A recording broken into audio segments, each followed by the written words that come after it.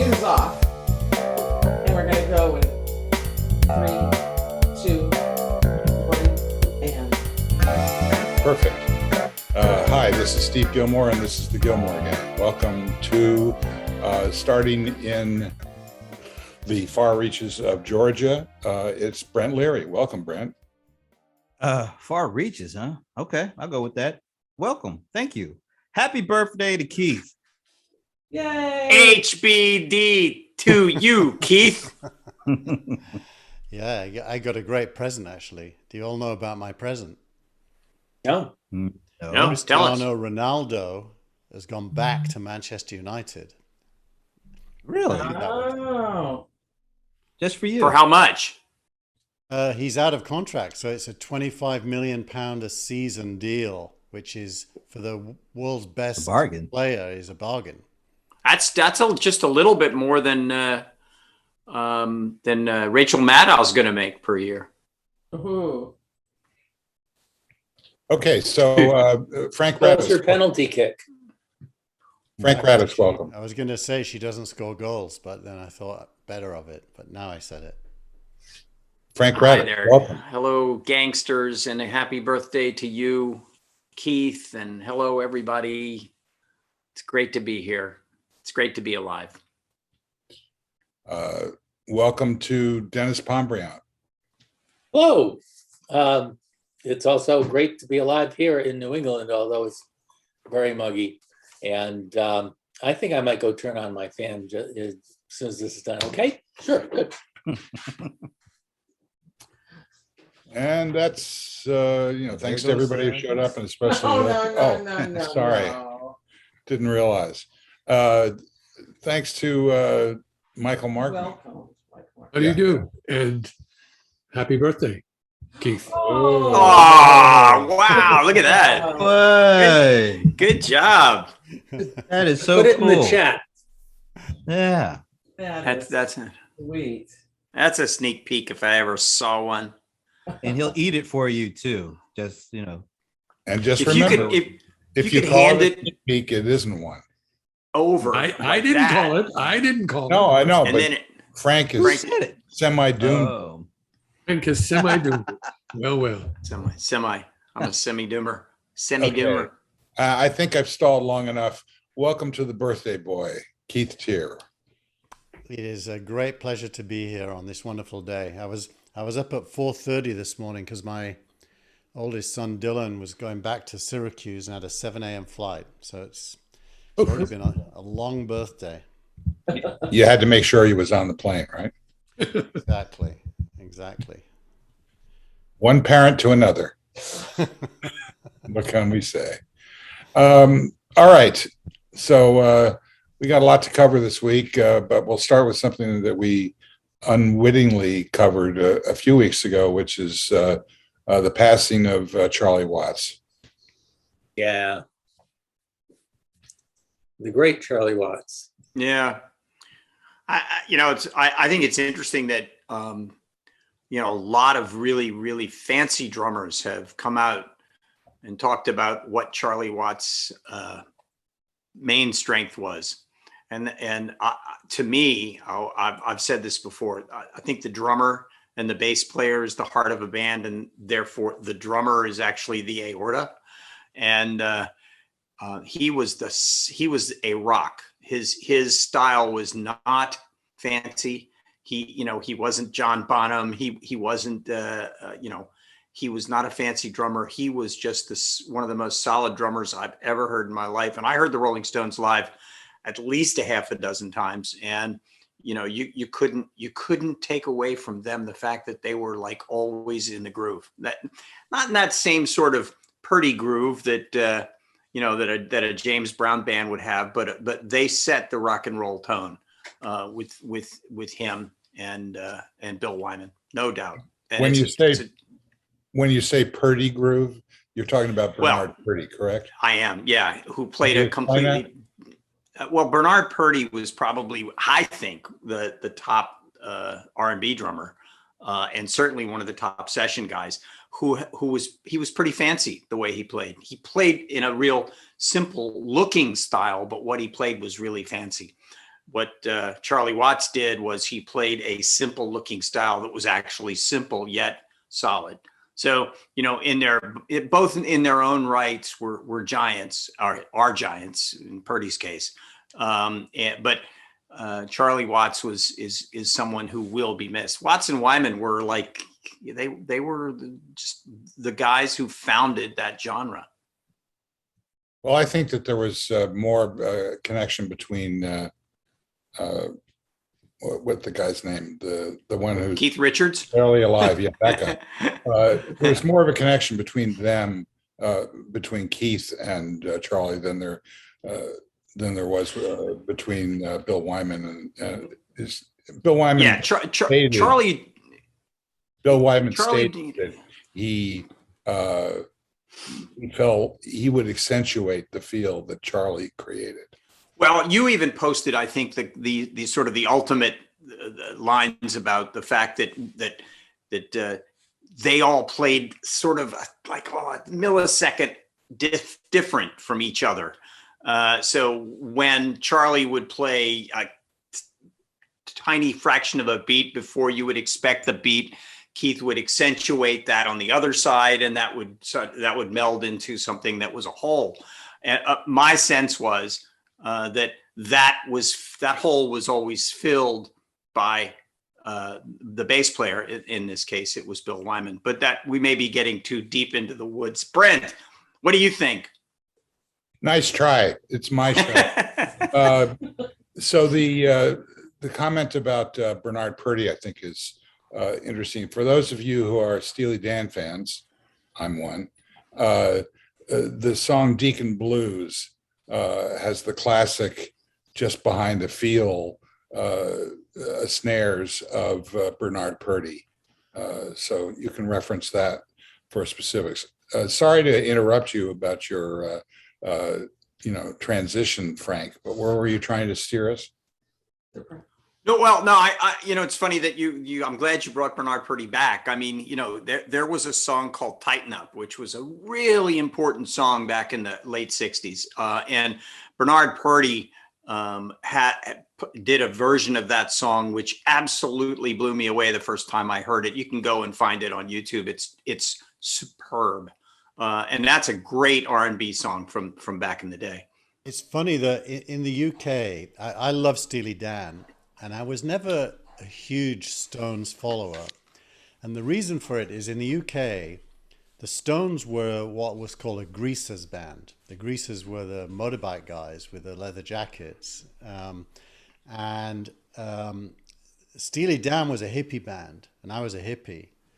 The Beatles kind of predated all of that, so everyone loved the Beatles. But almost immediately after the Beatles, it bifurcated into mods, rockers, which are greasers, and hippies.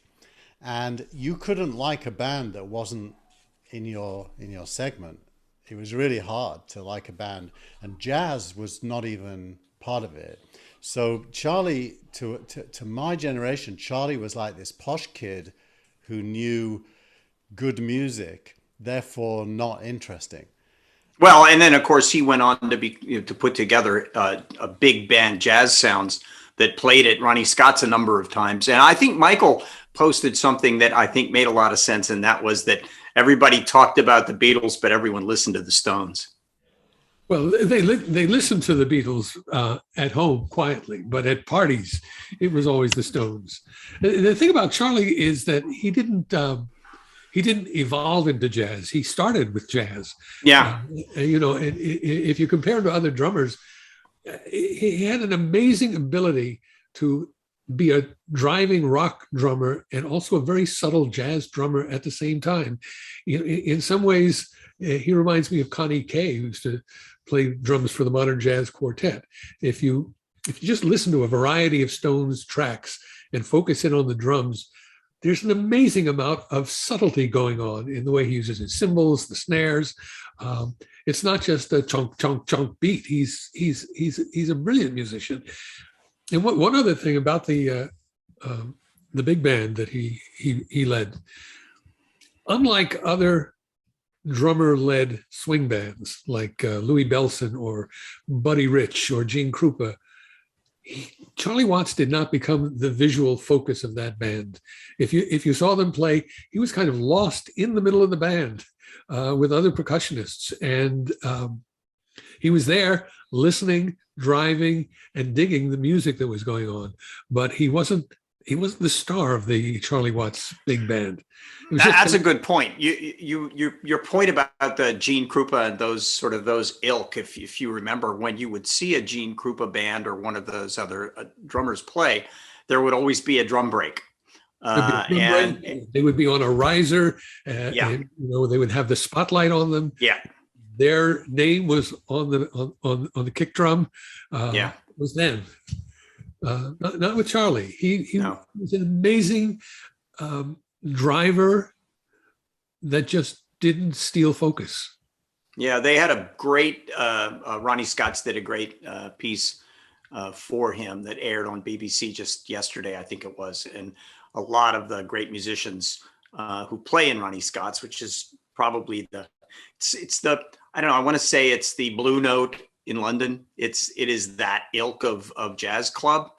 Jazz and blues, actually, because you'll find a jazz group playing upstairs and a blues group playing downstairs. It's pretty amazing joint, and just everyone had great things to say about his true ability as a drummer, not just that he was in the Rolling Stones. As a matter of fact, most of the stuff that I've heard over here, it mentions that he was in the Rolling Stones, but it talks about him as a drummer, as a jazz drummer, more than it does about him having played in the Rolling Stones. The question now is, because they've just announced that they're going back out on tour, is who's going to play drums?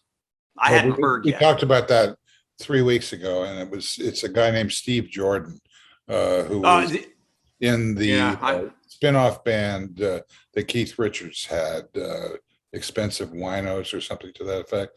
He's also he was in the Saturday Night Live band, and my friend David Sanborn's band, and was that the guy with the hat that always used to wear a hat? It could be, and he's terrific. So they did announce yesterday, I believe, that the tour will continue. So we have that to look forward to. By the way, floating out on the internet is a wonderful photo of Charlie Watts sitting behind Louis Armstrong's desk. He went and visited Armstrong's house in Queens, and he's sitting there at the desk with Louis' 50s era hi-fi system behind him. He just, when he came to Queens, he paid homage. It is also worth saying that once that era had passed, of the Mods, the Rockers, and the Greasers, everyone started to listen to the Stones. I started listening to the Stones around the time of Angie, Goat's Head Soup album. But before that, I really didn't. Well, over here in the States, the Stones were, I believe, the second concert I ever went to. Worcester War Memorial Auditorium. What year? Oh, yeah. It's like 65. 65. Like yeah, I think I saw them in 66. Yeah. I saw them in 66 and again in 72 in Baltimore. I think I told that story about driving on the road, tripping, and the car was still moving as I tried to get out, and it ran over my foot. And I watched the entire 1972 Rolling Stones concert completely pain-free. Don't do that anymore. I don't recall that story. No, I'm pretty sure I told it to you. I must have been tripping. Brent. Yeah. Were you a Stones fan? Well, I have to admit, not really. I mean, they're a little bit ahead of my time, and but I think my favorite Stone song is "Miss You" because that was just funky as hell. Man, was that! And there, I think I might have shared. There's everything leads back to Prince for me. There's a video of Prince playing "Miss You," and it is awesome. That was just, the Stones. If I had to choose between the Stones or the Beatles, for me, it's not even a thought. Stones, okay, well, we'll be right back in about 10 minutes. Yo, you just threw a dart at Steve just there. No, no. I mean, the Stones were funky. I didn't consider the Beatles to be funky. The Stones were like, Well, on I Want You, She's So Heavy, they were pretty funky. And that was the last track they ever recorded. So it was announced, I think it was today or yesterday, that that there will be a new Beatles album being released with 27 new cuts. It'll be a 5 album release, and so I'm looking forward to that. That's Wow. let it Yeah. be. this is the same music that John Lennon referred to as the worst pile of badly recorded shit ever.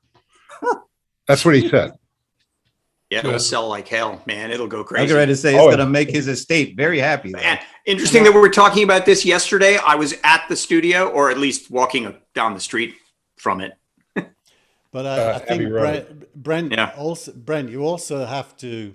I'm going to allow you now to empathize with non-funk people, because in my growing up, funk was not considered cool at all. It was like, why are they even trying to do that? It's not even interesting. Oh, We couldn't dance. I mean, I wouldn't go to a nightclub that played. Where was this that you grew up? Australia. England. So funk is very much an American phenomenon that didn't travel at that time at all. You know, basically we had the Who, that was the Mods, the Beatles, that was everyone, the Rolling Stones, that was the Greasers, and then bands like Wishbone Ash, or lots of bands, Pink Floyd, that were the hippies.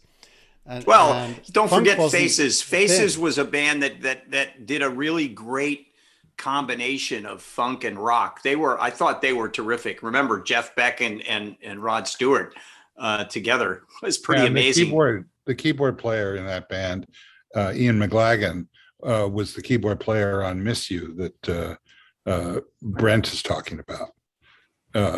In fact, when I saw them, I think I've told the story nauseatingly often, of sitting in a room with one other a friend of mine and watching the Stones rehearse in Woodstock, and it was that tour, and McLagan was with the group at that point, and it was just so.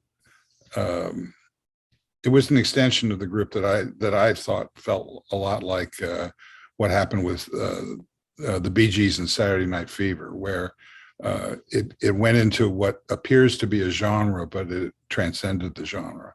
You know, in 1965, I heard James Brown live at the Howard Theater.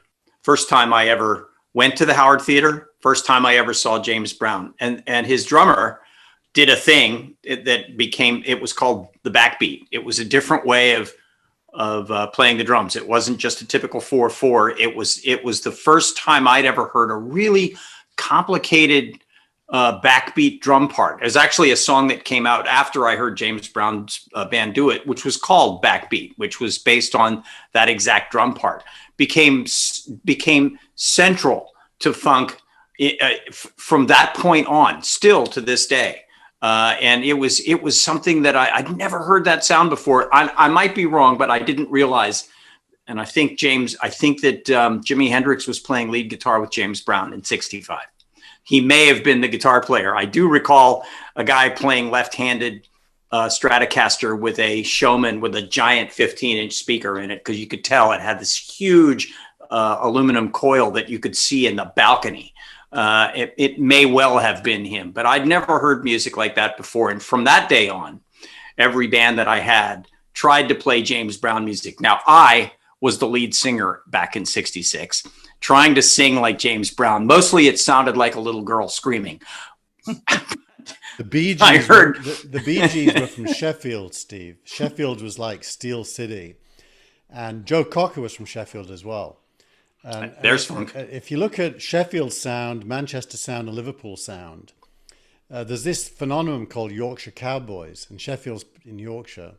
And basically, there's this whole Yorkshire tradition of being very following American trends, which is not a Manchester tradition, where Oasis, for example, there's lots of bands from Manchester, or a Liverpool tradition when it comes to funk, but as far as they followed American sounds, it was basically blues and rhythm and blues. Which is So different which is English what, cities followed different American trends. where was Jeff Beck from? I mean, if you talk about London, a blues I think. guitar, London. I thought it was also interesting, Brent, when you posted that video of Paul from the Wings of Pegasus, who had never heard that guitar solo by Prince before. That was absolutely fantastic. I mean, here's this British guitar player who is really good and does a lot of videos online. Had not heard Prince's playing before, and it was amazing to hear this young, great British guitar player talking about the way Prince played.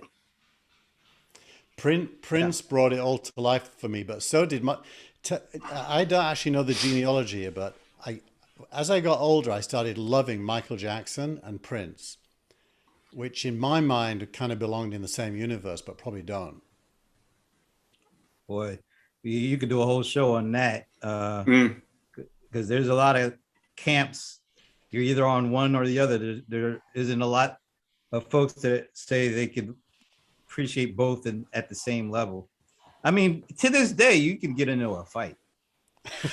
But you're right, Brent. But I didn't appreciate Michael Jackson as much during his heyday. So starting with Billie Jean and the beginning of MTV, it felt to me like he was pushed into the MTV era at the very beginning, and I just didn't get it. I did get Prince, but years later, I really became a fan of Michael Jackson. The music and the recordings and the quality of it was astounding. Well, particularly the Quincy Jones era. Absolutely. Which started with the first Off the record, Wall. which was Off the Wall, which is one of the great records ever. So My favorite Michael Jackson is album still. yeah, absolutely. Yeah. All right. I just want to get, if anything, I want to get Denis's comment on the passing of Charlie Watts. I think I mentioned this on the phone to you. One of the things, I didn't know Charlie Watts was a jazz drummer and had such deep roots in jazz. And I've heard Mick many times talk about the fact that he and maybe Keith and the others were essentially blues musicians, or they had strong blues roots. And it really struck me that these guys came together from jazz and from blues to produce something totally new, rock and roll. And they did it before our eyes, and they were great at it. The interesting thing to me about the Stones was that they were formed by Brian Jones, not by Jagger and Richards. He brought them into the group. And his background was, basically he just loved the blues and some mixture of R&B, but for the most part, he was just basically trying to emulate the American black blues records. There was the house or Mick Jagger's house is about maybe 4 blocks away from where I live. And and between where I live now and Mick Jagger's house is where Freddie Mercury lived. So for me to walk to Mick Jagger's house, I pass Freddie Mercury's studio, which is right in this alley with this big green door that says Studio Garden Entrance on it. And there were about 8 people in front of Mick Jagger's house yesterday, just watching the house. I think it was a testament to Charlie Watts, but it was interesting. And it's a great neighborhood to live in, by the way. Is that Where is St. it? John's Where is it, Wood? Frank? It's in Kensington. Oh, yeah. Yeah. I couldn't Both hear of you, them. Dennis. I think they went to Chelsea Art School, didn't they? Most of the Stones. I think so, but not then when they got their money, they all bought like an acre in the center of Kensington and put a big wall around. Both of them have these giant walls around them. You can't even see the house or the studio where Freddie Mercury lived, but you can see the house where Mick Jagger still lives. And it's this giant, imposing, white, modern building. It's really something. Dennis, you were rudely interrupted by both of us. Well, I just couldn't hear him. No, I don't know anything about London, but I do recall at least one song talking about St. John's Wood. Is that in Kensington? No, No. that's not. That's actually funny. I was there yesterday too. That's close to Abbey Road when I was visiting a relative. Okay. It's northwest London. It's north of Regent's Park, St. John's Wood. It's the very, very expensive area. It's the most expensive real estate in London, St. John's Wood, even more than Chelsea. You'll see. It's kind of like Beverly Hills. It's these huge houses with big security walls and just it's an amazing neighborhood. Michael, all we see is a tiny head at the bottom of the frame. Oh, that's true. There you go. Yeah, something happened to my screen. It kind of, He has an the NFT hinge problem. is loosening. Did you hear the story about that kid? That kid who made $400,000 selling NFTs? No, It's you, like you 13-year-old left off you left the punchline off.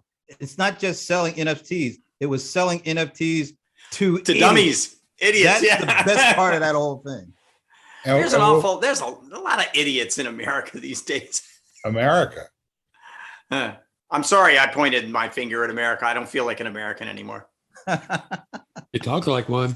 I know, but that won't last long. I'll pull it off like Madonna.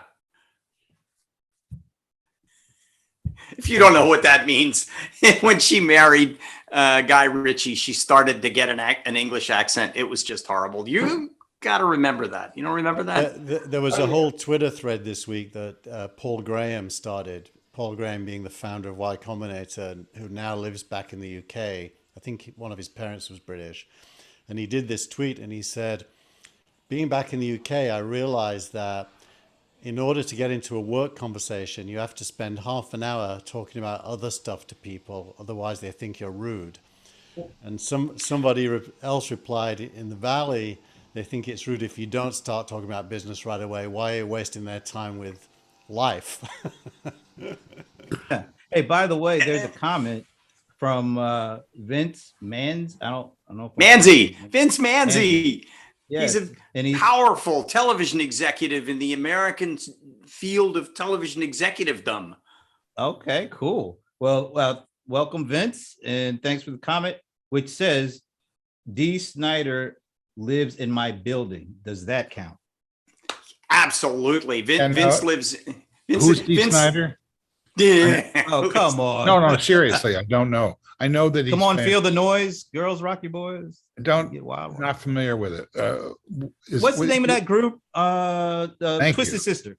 Twisted Sister. Great. Yeah. He's And actually also- decent. He's a voiceover guy. He's a big voiceover guy in LA. He hosts a show, like a show on Reels TV. It's like the breaking up of the band and all that kind. And I watch that all the time, and he's the narrator for that. Yeah, he's good, actually. Thanks, Vince. I think Vince was trying to make fun of me there. That's what that was. Well, keep power to on him. with that. Yeah, we want that, Vince. So. Okay, they bring the funk. Yeah, bring in the noise. Yeah. Oh, and now he says, I guess he's talking about D. Snyder. He says he has not aged well. Oh, he's not talking about me. Join the club. Well, the amazing thing is that Keith Richard, who clearly has not aged well, has outlived two other members of the band. That's amazing. It is. Did you see I posted a picture of all of these musicians when they were children, like about 30 of them, and the very last frame was Keith Richards today. It was the implication, of course, it was hilarious. It was really funny.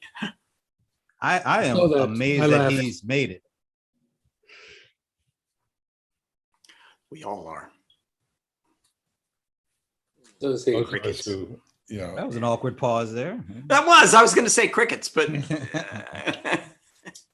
you Okay, see- well, no, go ahead.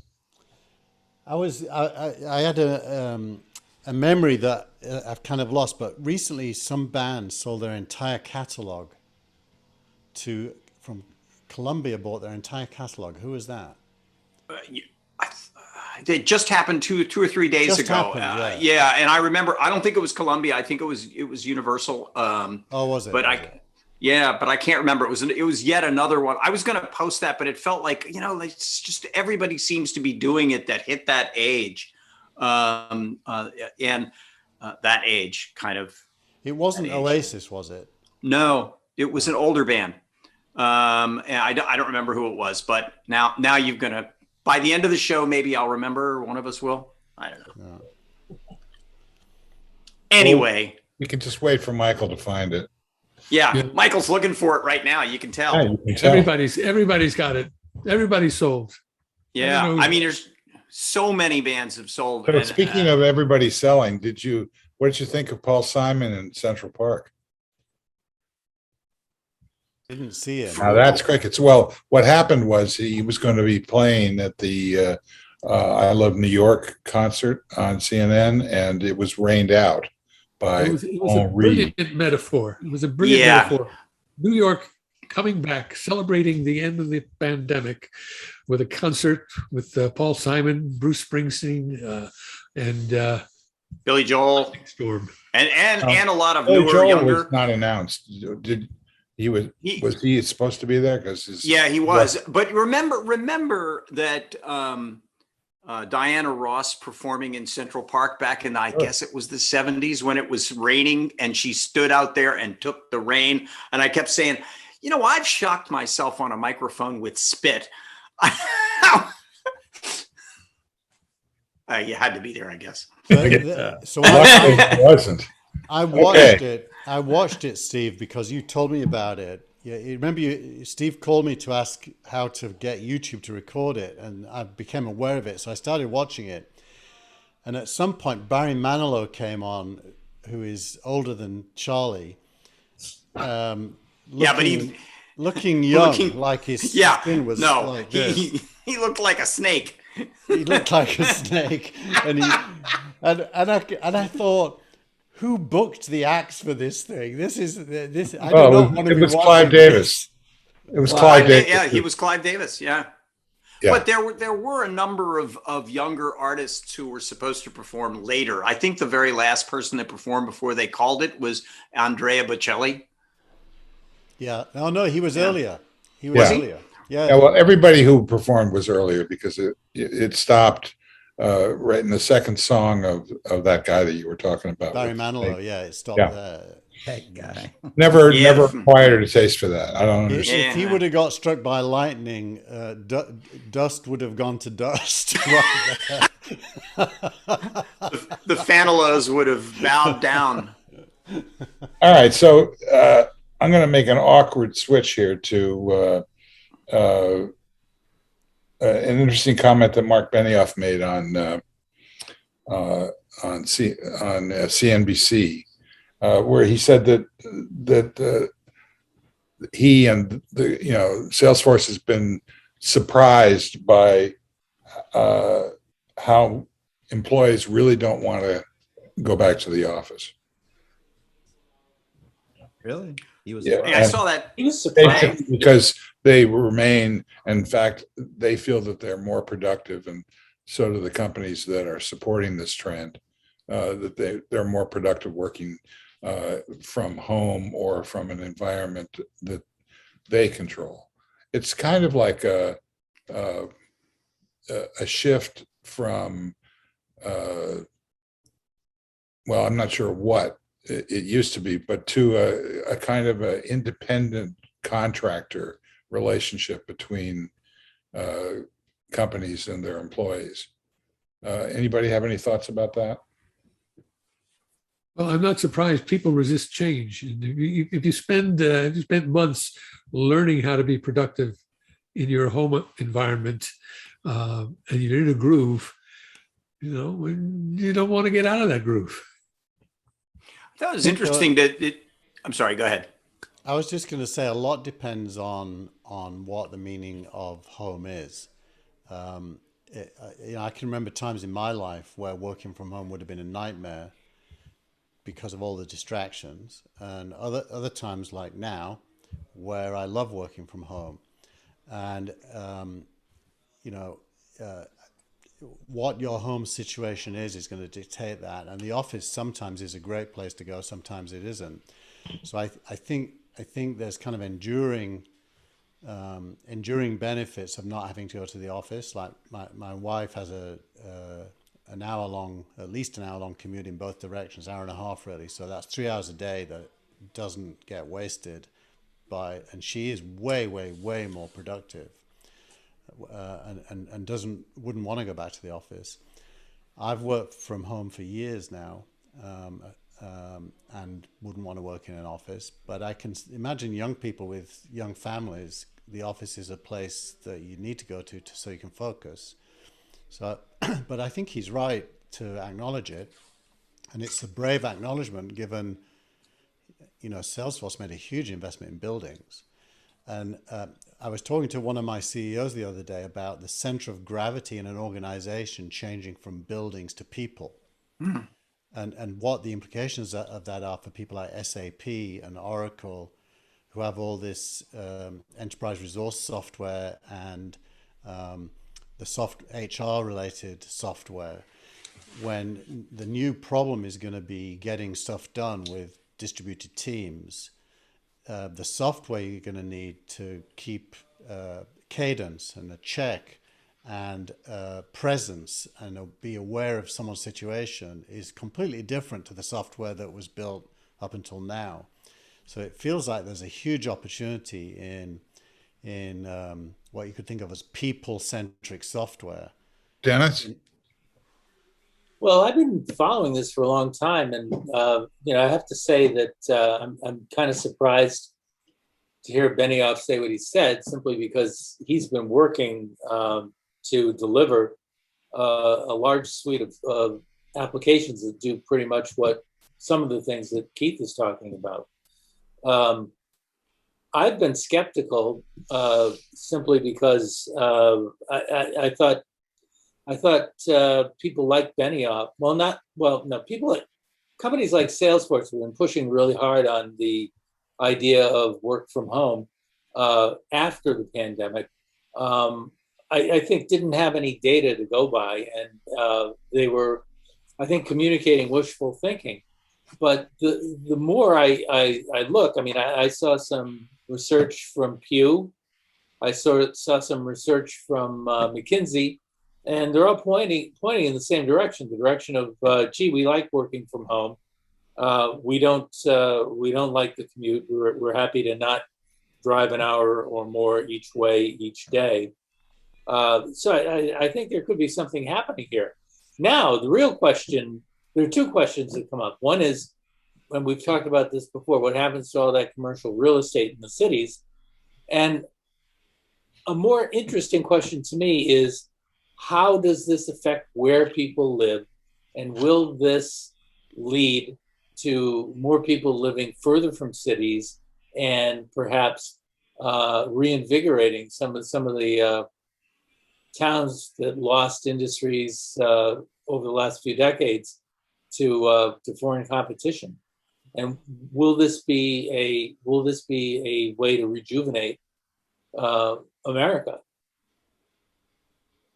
I think you're onto something there, Dennis. I wonder what will get people to do that. Will they do that on their own, or will they be encouraged to do that? And I actually think that it would be advantageous for them to be encouraged to do that by the communities that are looking to increase their position.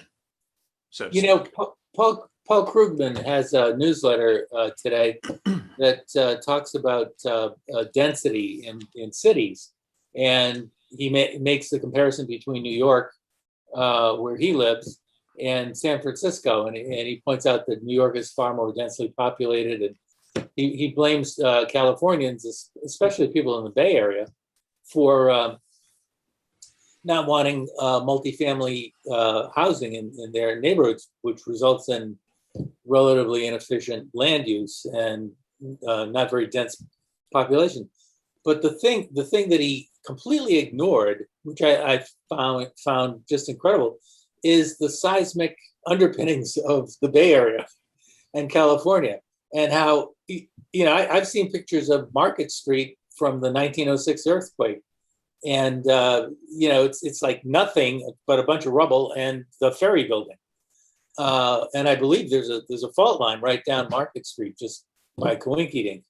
So didn't that happen again in 81? I think it was 80, something like that. You ask Steve or Keith, but if you live out there, I think you feel tremors on a monthly basis. Well, there was a big earthquake, Loma Prieta quake that struck the Bay Area. Oh, right.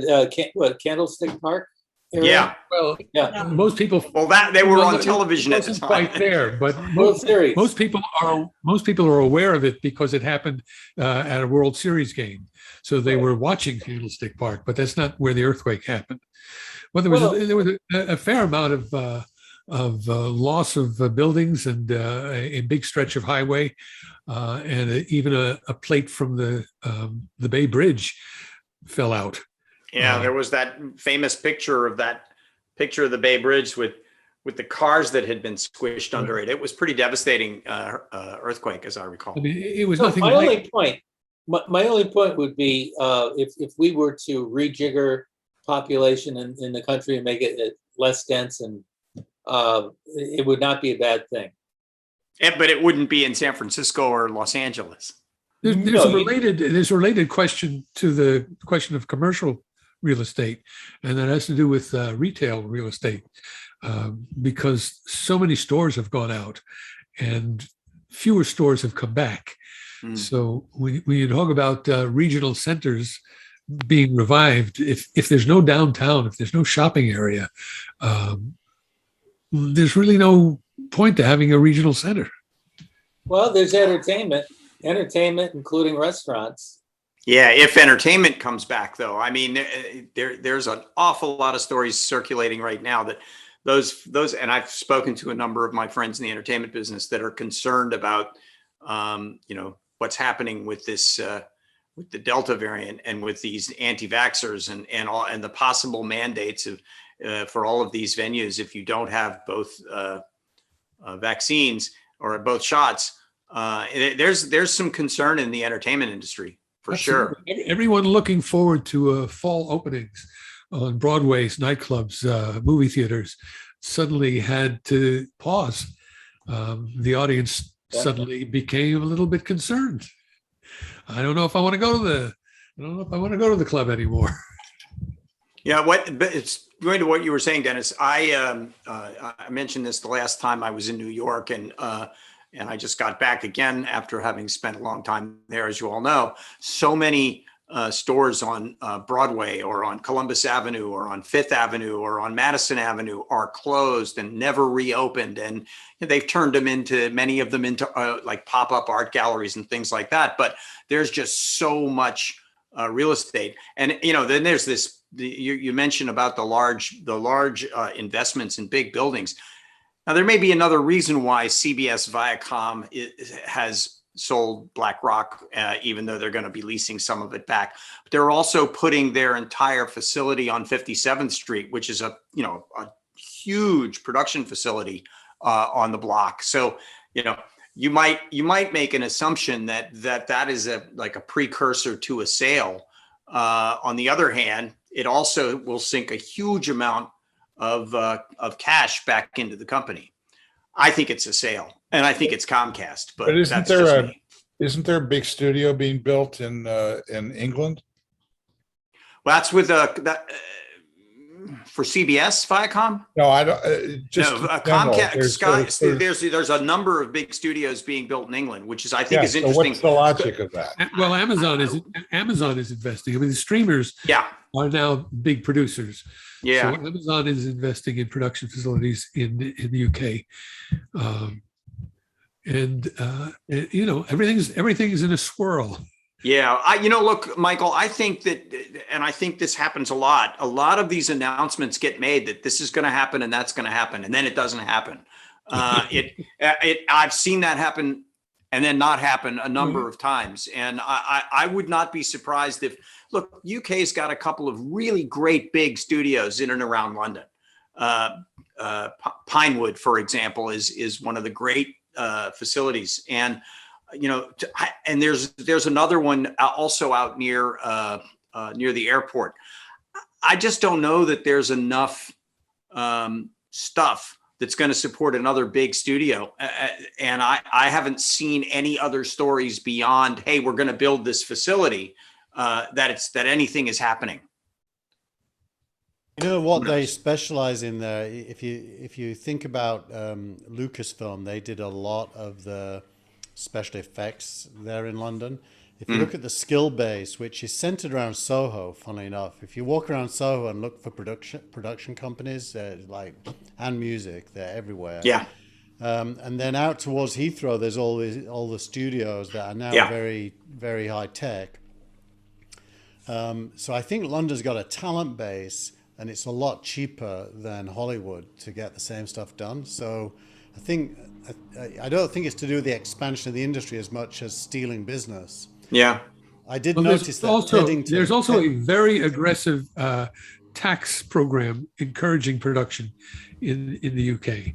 That's one of the reasons why so many Hollywood shows are not produced in Hollywood, why so many British actors find roles that have to learn how to do American accents, because you get a huge tax credit by having substantial British content in your movies and TV shows. So that's what happened in Georgia, and with their tax credit law, which kind of was based on the original New York tax credit law, which was written by Pat Kaufman, who was the person that ran the television and film organization for the governor here, and then went down to Georgia and rewrote that.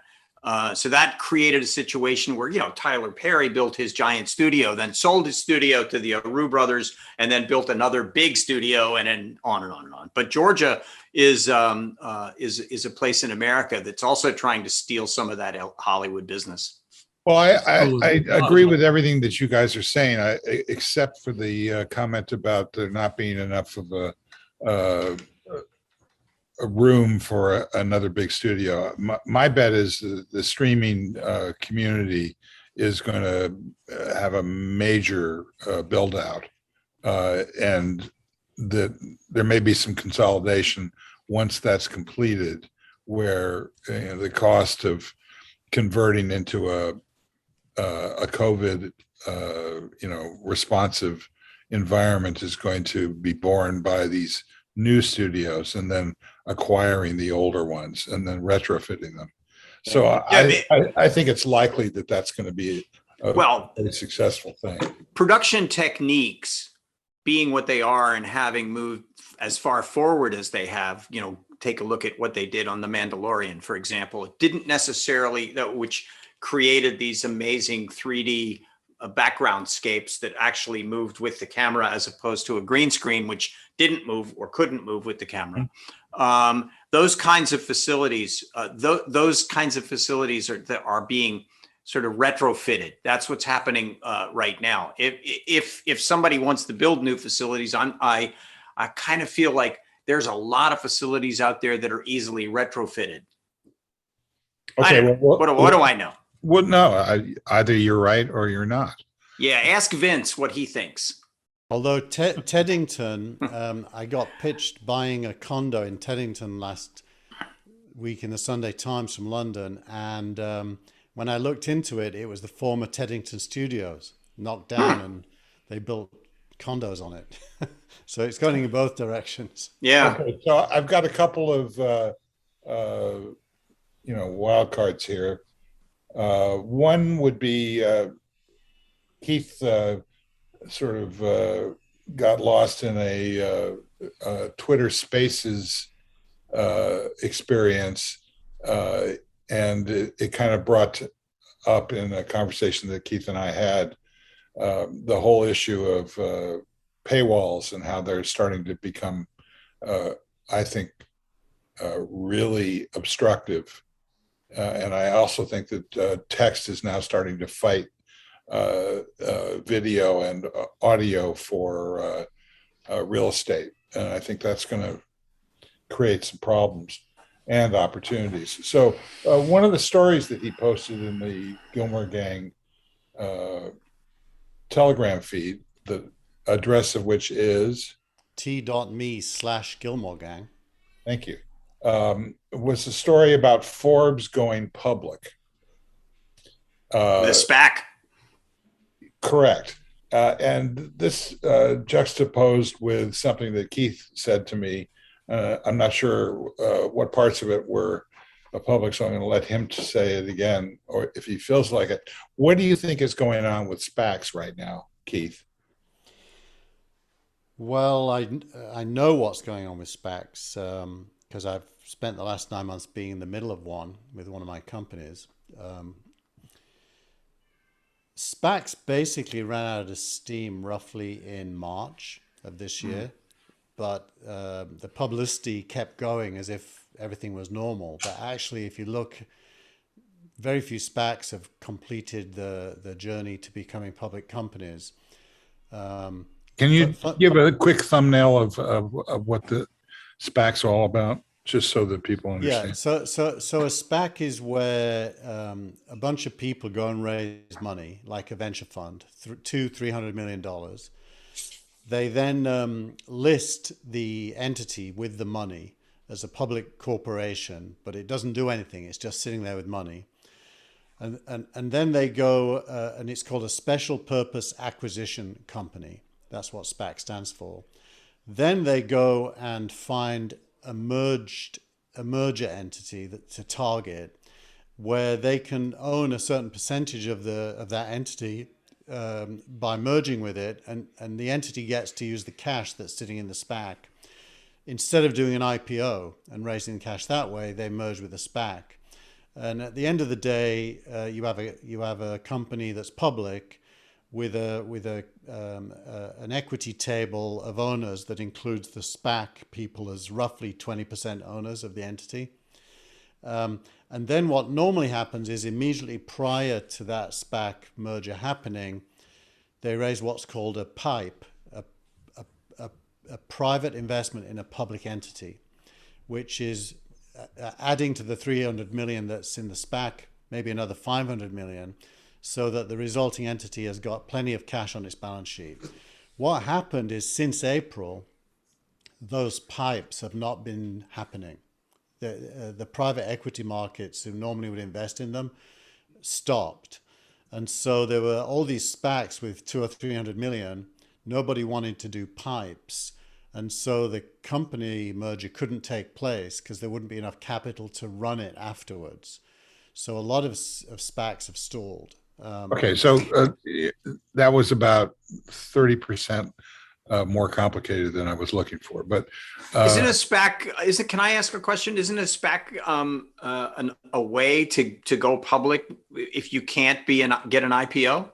Looked at from the point of view of the company, yes. But let's say we decided to do a SPAC. Our conversation would be, let's go and get 300 million from Goldman Sachs and Morgan Stanley and list it on the New York Stock Exchange. We wouldn't put any cash in ourselves. But because we put that together, we'd own roughly 20% of this entity with this 300 million. So we'd have got 20% of a 300 million stash without putting any money in. That's us. Then let's do it. Then we'd go and find a company to merge with, and the SPAC as a whole would probably get 20% of the merged entity. So we'd now own 5% of a big public company without having put any money up. okay, That's what Chamath Palihapitiya is doing with his SPACs, and what Vinod Khosla is doing with his SPACs. It's a way to own equity without putting money up, or sometimes known as zero cost of capital. okay. So getting back to the original headline, Forbes goes public with a SPAC. Good idea? If they can pull it off, but I suspect it won't happen because of what I just said about the pipes. Okay, so what does that say about the Forbes situation, and how does that spread into the whole media story. Okay, so why would Forbes want to do this? The reason you do a SPAC is because you're losing money, and you have a plan that says if you can put a ton of money in the bank, 5 years from now you'll be profitable. That's most SPACs look like that. Now, some SPACs that will be true. For example, Open Door did a SPAC. There's a British company actually that closed a SPAC today. It's called Kazoo. That's the leader in the second-hand car market in the UK. Their plans probably will pan out and they probably will be profitable 5 years from now. In the case of media companies, that's a hard bet because it's going in the opposite direction. They're getting less and less able to make money. And so giving Forbes effectively $1 billion on a promise that they'll spend it in a wise way and become profitable 5 years from now, I doubt very many people will believe that. The private equity company behind the SPAC is a big player in media. It, for example, acquired Yahoo recently from Verizon. Was that BlackRock? I forgot what they're called, actually. Steve might know. Steve don't know. Okay. Begins with A. Anyway, they're a private equity player doing SPACs. So I don't think I think it's a good idea for Forbes if they can pull it off. It's not a good idea for anyone else. I'm with you. What? It's a good idea for nobody else? It's a good idea for Forbes. I don't know what their balance sheet looks like. Given the fact that they're in the publishing business and they don't have, from what I can tell, a large product line, I would imagine they'd want to raise some money to expand their product line, maybe get into streaming and doing some other things. But the whole publishing industry seems to be very challenged the last couple of decades, just finding advertisers. Actually, if you contrast it with Axel Springer buying Politico and Protocol, Protocol is very high quality content with great people writing it, and it's free to read. Right, which is what I wanted to get to, is the twin governors of this, what appears to be, I think I agree with Denis, a very challenging environment for the publishing industry. On the one hand, that's true. On the other hand, and that's exemplified by this rush toward paywalls, which, I mean, there are 4 or 5 things that when they get posted on the Gillmor Gang Telegram feed, sometimes I literally take them down because they're going to a paywall. And you're the one. You're the one that you have to have a subscription to the New York Times in order to be able to, which I do, and which I think probably everybody is going to eventually have. But that's the problem. That's the problem that Keith's bringing up. You can have high quality publisher and great writers and stuff like that, but it would be a whole lot better if you had something that billions of people, not a few million, billions of people wanted. I'm not sure I agree with that. And why is that? What is the product that billions of people want that millions of people are going to appreciate? I mean, they're two separate models. No, as a financial concern, as a going financial concern, I would rather be Facebook than the New Yorker. Okay. I'd rather be TikTok than Facebook. Really? You think TikTok has got legs? I do. I do. And I think it's got a lot to do with the addictive quality of it.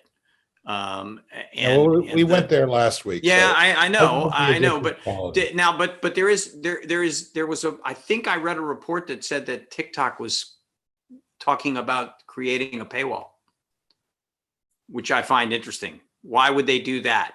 Kind of because they can get billions of people to look at stuff that millions of people are interested in. Well, I don't know. Here's why I think that. Here's why I think that's accurate, which is they're moving into out of print. I mean, they've never really been in print, but they're moving away from that kind of media to a video media. Yeah, they've increased the length of any TikTok video that you create now. I think that's either happened or happening. I think they may be in beta with that. So that's where the paywall situation, I think, is going to come home to roost. As people, they have Apple TV Plus, they have Disney Plus, they have et cetera, et cetera. Yeah, they have 8.5. They've got a well of money per month that they are starting to reach up to, and then these print medias are starting to have to compete directly with the video medias, and I think that's going to cause a problem on both sides.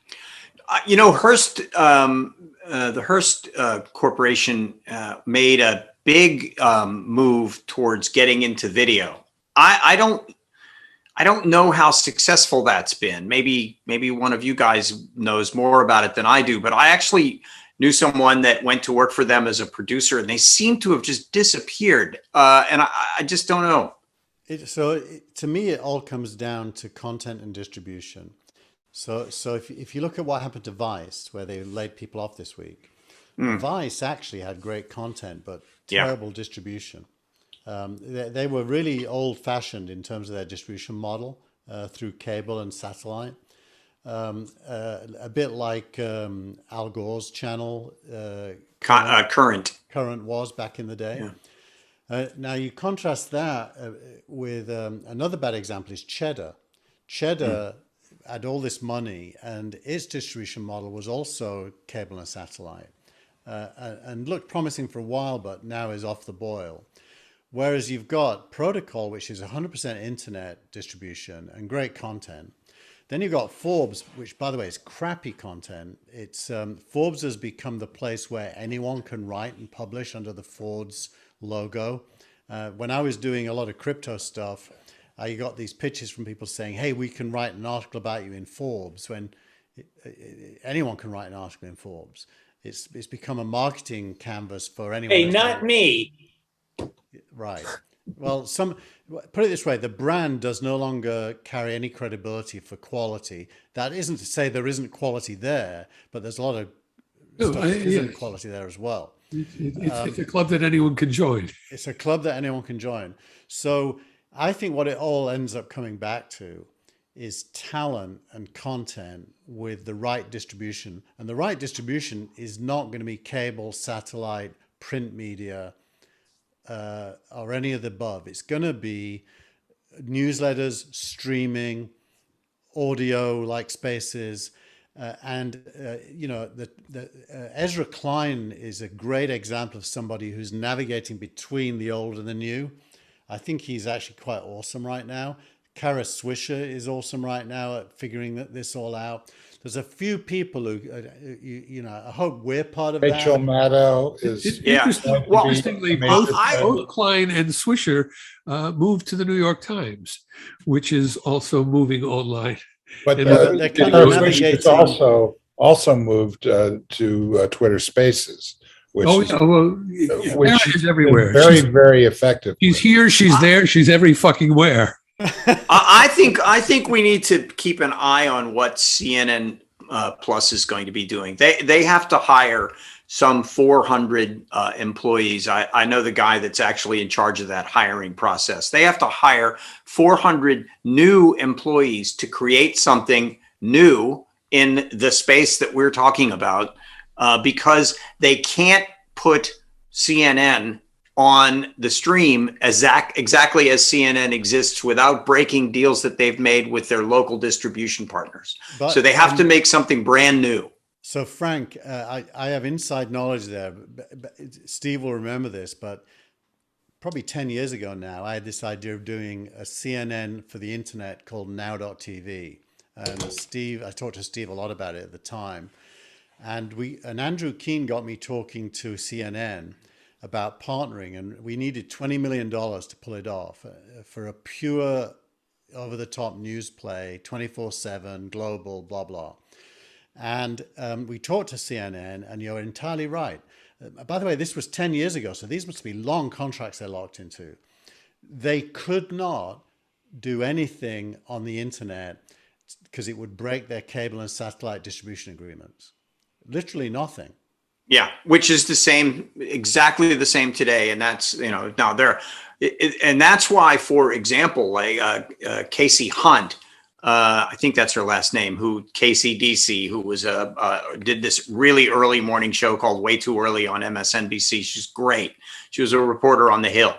Has been brought over there as a primary anchor for the news service. But they're not just talking about, from what I'm told, they're not just talking about creating content that will live as like a cable program on the internet. They're talking about trying to create something new. So they want to do interactive stuff. They want to do podcasting, which by the way, they've certainly got a lot of really great podcasts already attached to their main talent, but they also want to try and do sort of their version of Clubhouse. They're looking at creating, as I said, something new and exciting. Now it's the early days for them. Frank, talk a bit about, because I generally don't understand this. It feels to me like CNBC and CNN are unique in that they cannot do straight to internet. Whereas, say, Fox News or ABC News or CBS News and NBC can. NBC doesn't either, by the way. So what is it about these news contracts for these big news brands that prevents them going direct to internet? What is it? And how long do those contracts last? So I remember sitting at an upfront when Jeff Zucker was the president of NBC, and he shocked the audience by saying, we're going to get the affiliates to pay us for the content, which had not been the case before. The affiliates were given the content, then they would barter the sale and give back a percentage of the sale to the network. He went ahead and said something entirely new, which was, you will now have to pay us for it. If you want it, you have to pay us for it. What the affiliates said, and this is pretty much the same as the cable agreements. What the affiliate said was, okay, if we do that, we want to do it on a sliding scale, but it's got to be for a lot of years because we need to protect our brand and our content. So I think that it's a historic thing right now. But I believe that many of those contracts are coming due. And that will be an interesting thing to watch as those contracts come due and and these doors open up. We talked about it last week. News is actually absolutely making this move into the stream. And look at what sports is doing. I mean, sports is making this huge move into the stream. It's happening every day. But I think that the fundamental change that's occurring right now goes back to what I was talking about, Mark Benioff's comments about people coming back to the office. I think this is going to be driven by the talent. I think that it was announced sort of by a programmer who took a look at the source code for Twitter Spaces and discovered that there's a replay function in a next version, which they confirmed that they're working on a replay, which means they're working on recording.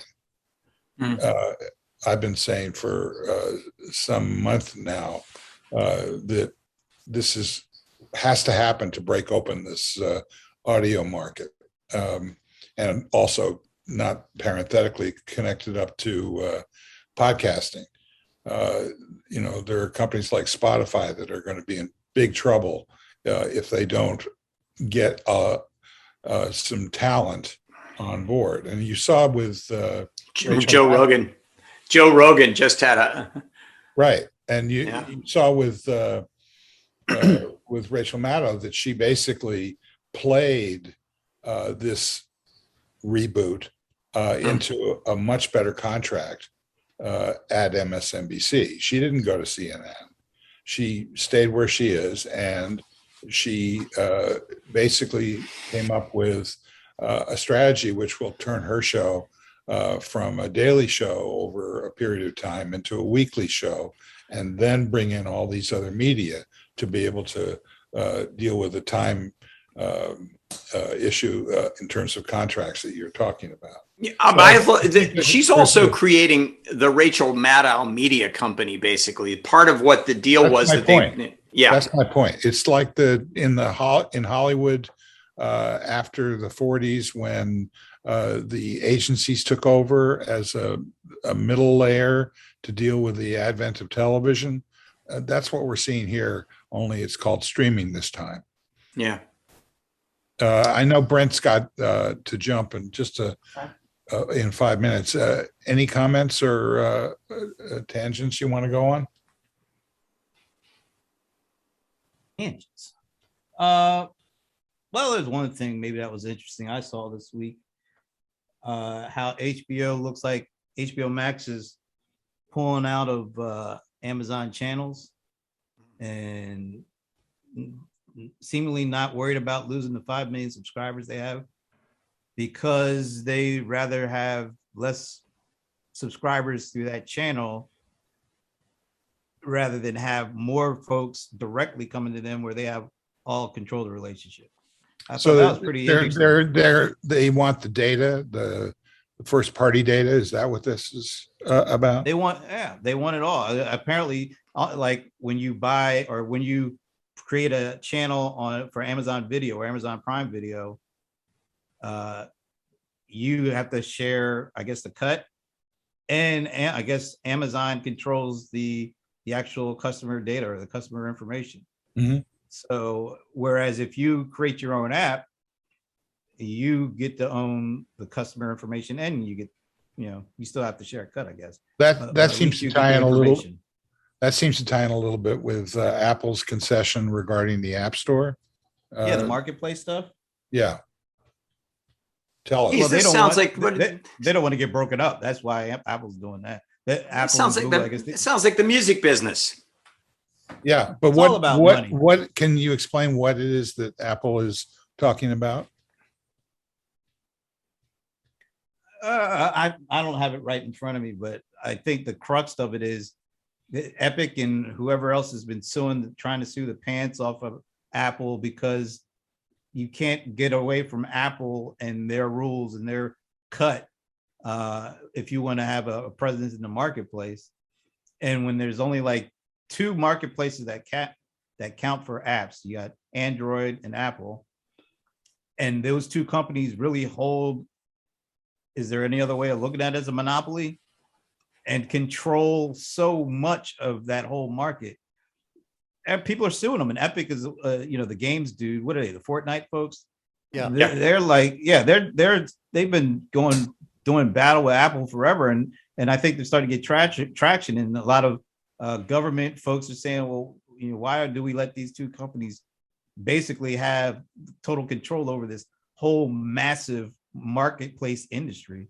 And so I think Apple is now trying to come up with some concessions to keep from getting sued and losing a suit. What happened yesterday was hang on a second. I'm really trying to beat the clock here. Michael, your comment on the Apple comments? I haven't spent a lot of time looking at it. Okay, sorry. Go ahead, Keith. So what happened yesterday is basically, if you put an app in the App Store and you collect money, then Apple gets their share. If you put an app in the App Store and there's no way for people to sign up, they have to sign up on your website first. And then they can use the app, like Netflix is like that. Then Apple does not get any of the money. So why don't they just cut their cut to 15%? They've done that, but what they did yesterday was only temporarily. They haven't done that across the board at all. They've done it across the board if you earn $1 million a year or less. Or I think it's $1 million. I can't remember. I think it's $1 million. But so why isn't that good enough? But what they did yesterday is something totally new, Steve. This is the key point. They said they will allow anyone who takes money on the App Store through the app, and Apple gets their share. They'll allow any of those people to separately communicate with that customer base and give them an alternate way to pay that doesn't go through Apple, and that's okay. So basically, they're allowing you to market to your customers that you acquired on the Apple platform, and to give them a way to get off of the Apple platform from a payment point of view.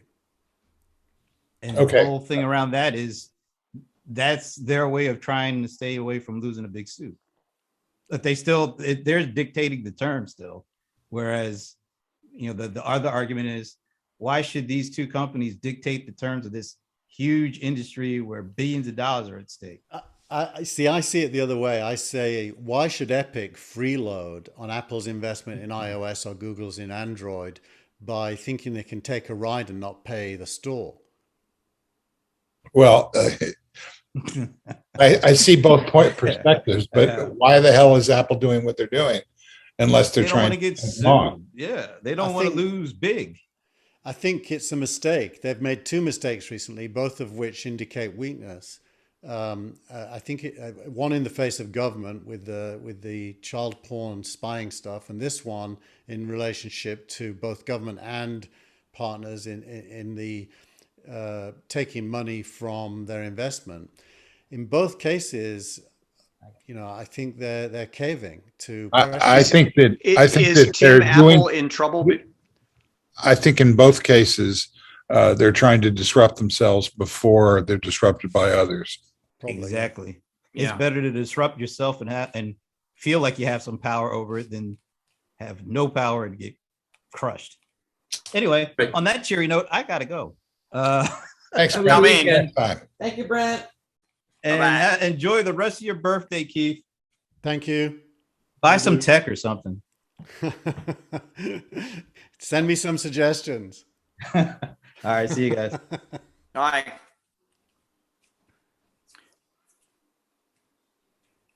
And then there was nothing. Oh, there's something now. Now there's Go on, something. Frank. I have something, but I think we got to be close to the end here. So I'll just say really quickly to Dennis, lithium is not just a drug. That's true. That's true. There's some interesting companies out there, especially mining companies. The thing you got to worry about lithium is that it may be lithium batteries might be replaced by solid state batteries in the next 5 years. So I mention this because of the large deposits of lithium in Afghanistan, which will be controlled by the Taliban. So Yeah. that means that they will have, at least for the foreseeable future, some play in the electric vehicle market. Yeah, If, that's in fact, that's probably why the Chinese are so interested in getting into Afghanistan. There's a lot of lithium on the Chinese side of the border as well. There's also some in North America, but Isn't again, there some doesn't South America and Bolivia, I think, has Olivia. yeah. Yeah, but Dennis, how long do you think it's going to take for the move away from lithium to become more apparent? There are some publicly traded companies that are that have patents on solid state batteries. That's what it's going to take. It's going to take solid state batteries to make things real. Hydrogen, I don't see it as a future for electric vehicles. Although Toyota and Honda both have significant hydrogen car programs. I think they're probably going to end up with hydrogen trucks. But I'm looking at a 5-year horizon for lithium batteries. Okay. And then how do they get thrown out? Same way as lead acid batteries get thrown out. You probably don't work on your own car. None of you do, and that's fine. But whenever I have to change a battery in my car, I have to bring the old one in, even though it's dead. And if I don't bring it in, they'll give me a new battery, but they'll charge me something like $20 core charge for the old battery, and I'll get that $20 back when I bring back the old battery. That's because the lead in the lead acid battery gets recycled, and the same thing's quite possible for lithium. Okay. All right. quick thoughts from Michael Markman. Anything you wanted to bring up or talk about quickly? No, actually, I have nothing. I have nothing. This is it. It's a rare moment. Okay, Keith, I think you've already taken a good shot at it. I have. I'll just move my head to remind people what the big news of the day is. It's your birthday. It is that, and this is who could get a better gift than this? Okay. For those who don't know, 24 hours ago, the world was told that this guy was going to Manchester City, which is the vicious rival of Manchester United. And all of the Manchester United fan vlogs on YouTube were calling him a traitor. And I woke up this morning to the news that it was all a lie and he's coming to Manchester United, and they all said he was a hero. And it's been so wonderful just to watch how fast the opinions changed.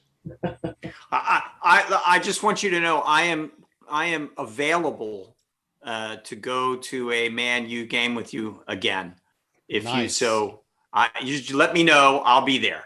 I took Frank to a final that Manchester United won, right? If I Yeah. recall. Yeah, At Wembley Stadium, which was it was the Spurs. yeah, we beat Tottenham. I think it was Frank's first experience of English football. Was it? Fabulous. Yeah. Yeah, all the explosions and the throwing beer and all. That was great. It was just I do have one question for Keith. Do you have any reaction to the Ted Lasso series? Oh, it's fantastic. It's- We watch it as a family every Friday after dinner. Even my wife can watch it because it's hilarious. new episode today. Interesting thing. I think three of the stars, all three of them in the coaching staff, or two in the coaching staff, and the guy who plays the money man. They're all in the same Emmy nominated category. So there's amazing. three of them running are against each other in that same category. So it's a fabulous show, and it's tonight. Yep. What's tonight? Ted Lasso. Oh, New episode. who? Oh my God. No, you Yeah, have to watch- I don't get it. I just don't get it. We watched you the would get first it. episode and said, okay. Yeah, Well, there the was a thing is- story. The thing is, Ted Lasso was created as a one joke promotional ad series a few years ago when NBC had the rights to broadcast the Premier League, and they were trying to orient American viewers to British football. And that was the joke. It was an American coach hired to coach a game that he knew nothing about, and that was a way of teaching the viewers some rudiments of football. What's amazing is that they've been able to expand that one joke into a series and create a whole universe of characters around that one joke and get beyond it. In the first episode, you don't get very much of that. So you mainly get a rehash of the exact same jokes that were used in the promo series in what was it, 2014. So now, after that, I would recommend, Steve, that you give it a few shots, because they have expanded it in a really engaging way. You know, today Fast Company published a story, and the headline was 5 times Ted Lasso reminded us what great leadership looks like.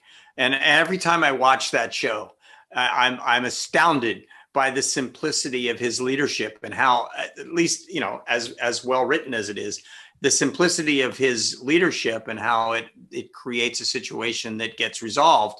Of course, that's become the main theme. The main theme is about mentoring and coaching and getting people to perform better. It's not a football show so much as it is a human experience show. Yeah, it's a great show. I've been watching this Netflix show. This Is It. It's French. It's fantastic. It's six episodes in a short season, set in Nice.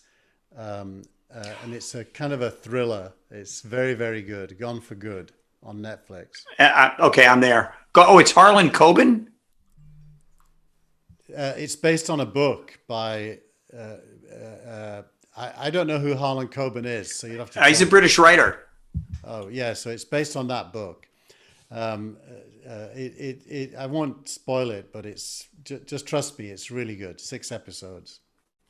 I'm in Okay. starting tonight after Ted Lasso, I finish. no. Yes. Gone for Good, yes. No, I know No. you're going to watch it. And Oh, then it's I great. end up loving it, but Yeah. I'm still, I'm Ah. from Missouri on that one. Okay. Dennis, last thoughts and thank you. Well, thank you. And last thought. I am really happy that we talked about the things that we talked about and that we didn't talk about the things that we didn't talk about. Thank you. Yay. Yeah, well, there's a lot of terrible stuff going on in the world, and And we don't need to reiterate it. Everybody knows. well, I just don't think that we can do much more than feel sorry and sad for the sacrifice of the people who've lost their lives on all sides in this conflict. And as far as I was talking about the pandemic, but Yeah, that too. yeah, I just don't think that there's much that we can do about this except start to learn how to think and work and live smarter. For sure. Oh. Hey, Keith. Wait a minute. Man U just paid for his contract, it looks like. Yeah, they went up 7.3% on the day, and they're worth already about 3 billion-ish. What is it, 2.8 billion? So they made 10 times his contract in one day in the stock price. Well, just if you know anybody over there, just tell them I'll do the same job for like 10%. I'm waiting. 10 bucks. Yeah. What is it that he does? 10 bob. I don't think I could run up and down the field twice. Is that the guy? He's He's the a top goalie? scoring player ever in the history of everything he's played in. Yeah. You should see him in baseball. Wow. Did I ever tell you my middle name was Right. Pele? Did they build a short? Wait a minute. You have a Pele joke? I said, yeah. I said, have I ever told you that my middle name was Pele? Okay. And so what's the joke? It's not. Oh. All right, Michael, last thought. I've done them again. I'm going to No keep more. coming No back. more. Yeah. Out. Except well, thank you for a wonderful opportunity to discuss some things that we rarely discuss. And thank you. Thanks to Frank Radice. Thanks a lot, guys. Terrific. Again, it's like, wow, three great shows in a row. It's a hat trick. Woo. Yeah.